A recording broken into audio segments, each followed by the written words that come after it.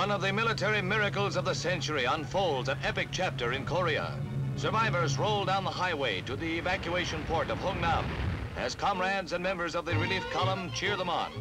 It is a 2-week saga of courage and endurance in bitter cold that brings Marines, GIs, and South Koreans through an ordeal which began 60 miles back, when their positions at the Chosin Reservoir were surrounded by red Chinese hordes streaming by the hundreds of thousands over the Manchurian border. During a nightmare of ambush and frozen weeks, they took countless prisoners and a fantastic toll of enemy killed and wounded. The Chinese Reds also suffered the rigors of the North Korean winter. A frozen hand can't grasp a cup, and he learns the meaning of humanity from a Marine. The frightful hardships of the United Nations troops as they fought their way every step is illustrated by this Chinese prisoner whose feet are encased in a solid sheath of ice. At Hungnam, an armada stands by to evacuate the beleaguered 20,000 UN troops. But as they face an estimated force of 160,000 Chinese, they defend their rapidly shrinking perimeter with its store of supplies.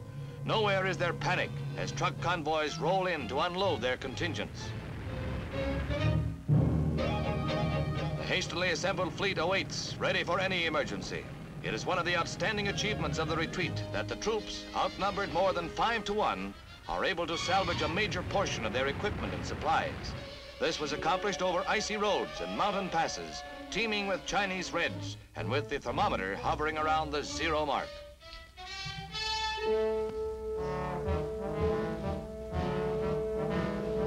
Wounded also were saved. Few, if any, were left behind during the desperate action by men who refused to be trapped.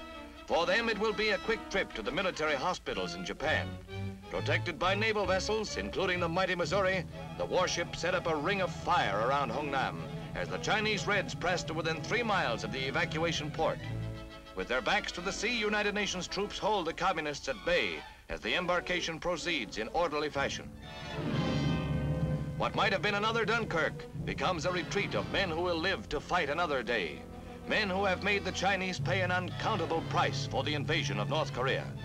They have looked upon war at its most savage, and they are undefeated in morale. But there are those who paid the final price. Near the embarkation port, the rows of dead are reverently regarded by Major General Smith. For those who have died for freedom, there is again the requiem for the brave.